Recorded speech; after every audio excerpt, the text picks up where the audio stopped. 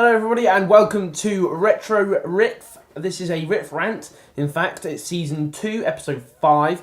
And today I thought I'd talk a bit about something I'm a big fan of. So a lot of people know, or might know, given the positive reaction, hence why I'm doing this video in the first place, but a lot of people might know that I am a retro collector. At 18 years old, I'm a bit of a strange person for having so many old games and stuff. So I thought I would do this to talk about collecting in general, a guide too for people who want to get into old school games but aren't really sure how, and some of the problems I've encountered whilst retro collecting. So one thing I will do is recommend that if people are starting out, that the first thing they should do is try and pick what console, or computer perhaps, but obviously for the sake of argument, a console that tends to be the best collected for, that they want to pick. Now a lot of people do find that a bit of a difficult thing. So my recommendation would be something that you started out with and have fond memories of from when you were a child.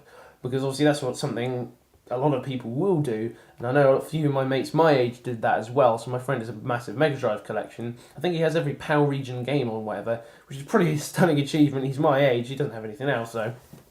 But he does have a Mega Drive. I think that that's easy for a lot of people because you have a game library already if you still have the console, and you still have the console itself. So you can do what I would then recommend to do, which is branch out and find something different to play, something new and exciting, so that you don't just play your old games, because then that's kind of just pointless. But instead, sort of have those new games and get yourself into retro gaming that way by starting with something familiar and yet something different. Like, for example, my friend Lewis did that, I believe, on the N64.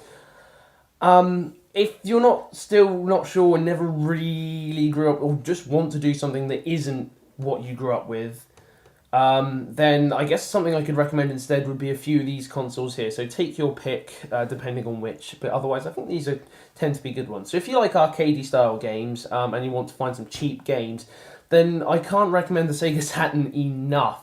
It is a brilliant machine. It has loads of cheap games that you would want to get instantly, like Daytona USA, Virtua Fighter 2, which is the better version, and Sega Rally Championship, amongst others, which are all very, very cheap and easy to find.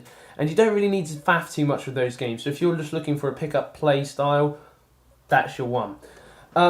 If you want to try something a little different, and you want something that's really, really retro, and not even 3D, but like a 2D basic style, then the NES is pretty good. It's expensive, but it's kind of worth getting, I suppose. It's about £60 for the console, and then you'll be probably paying anywhere between 10 to 15 pounds for genuine games, rather than like sort of crappy sports titles or whatever. And some of the more expensive games can be 40, 50 or upwards. I paid £40 for Castlevania and £40 for The Legend of Zelda. So that's something to think of. But if you want cheap games, and similar to the NES, but you want cheaper games and you're not too fast and you want to experiment and go a little bit different, so obviously the NES is very much done, in retro communities, then the Master System is fantastic as it has a bunch of different games and some great styles. If you never grew up with the PlayStation, that's always something that comes recommended as far as I'm concerned. It's one of my favourite games consoles ever. If you're going... I think that's pretty much all I would recommend. Unless, I suppose, you're more used to, very, very new games, in which case the Sega Dreamcast might be your area. There's a huge ratio between games you'd want and total game library here in Europe. So the Sega Dreamcast is a pretty fun one, but the console is fairly expensive, especially if you want one that's actually decent working, because they do have slightly iffy GD-ROM drives. But one of the big problems I've encountered whilst collecting is that the prices of games and consoles has exponentially increased in the last 5 years or so, since a big revival, aided on by the new, YouTube and the popularity, which kind of annoyed me because everyone assumes that that's how I am. Like, no. I started out enjoying old school PC games, DOS and Amiga, before, retro revival was a thing, when I was about 11.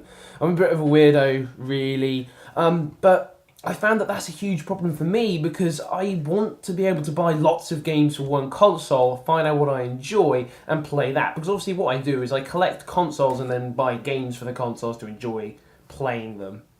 You know, I don't buy specific games per se. Obviously, if I know it's good, then I'll buy it, but that's a different thing.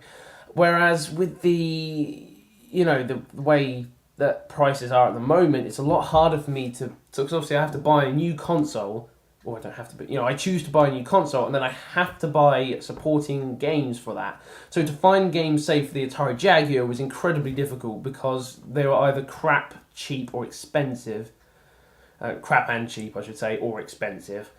But even then, some of the crap games were expensive too. So you can't even get yourself into it in any way and see if, you know, games that, you know, a lot of people don't like are actually okay because they're still really expensive and it's not worth it. So the Atari Jaguar is not one I would recommend to a beginning collector because of the price point and the fact that, as I say, a lot of the games that are crap are also expensive. But that's what annoys me because I only have 9 games for it in a year and a half, and yet I have 100 PlayStation games, although that's not too surprising. That half of them I inherited, as it were. Inherited. As in, my dad didn't want them anymore, so I got them, and I've got them now to keep. But that's my huge problem with retro collecting. The fact is that, you know, the huge widespread of the internet in the last sort of 3 to 4 years with the, you know, assistance of smartphones and people generally catching up technologically, the huge leaps and bounds has allowed even charity shops to have like eBay accounts and stuff. It's devastated collectors. It's horrible. It's horrendous because, like, I mean, I think it's my friend Spanner Dan told me. That there was a... I should check out his channel, by the way, that's what I was thinking of. But there was a big super special Super NES in a charity shop, and it was like, you know, the Mario box version or something, and it's worth about £150. And, you know, a year or two ago, that wouldn't have been a problem for any retro collector. They would have probably picked it up for a tenner and been like, bargain of the century. But now, you know, with this huge spread of the internet, it's become a lot harder to get that. And I think that console did sell for near its asking price. And the thing is, you don't obviously want to, like, rip people off. That's not really very fair. But at the same time, you kind of, you know, you want that bargain. You don't want to pay full price for something that's actually, well, technically that's worth more than it was back in the day. I might do a follow-up to this video, but if you enjoyed it, then thank you very much. Subscribe if you want to see more, and like and comment. Comment especially, actually, on things that grind your collecting gaming gears. If you're a game collector, what annoys you about collecting? Is it the prices? Is it the games? Is it games being overhyped when they're not actually that good anymore? Let me know in that comment section below. Thank you for supporting the channel. We've now got 55 subscribers, which is totally awesome. But yeah, until next time, hopefully, you know, I'll see you guys again. And we've got the 32X review coming up soon, so if you like that, then you'll definitely want to check that out and subscribe to avoid missing it. But thank you ever so much, guys. Goodbye.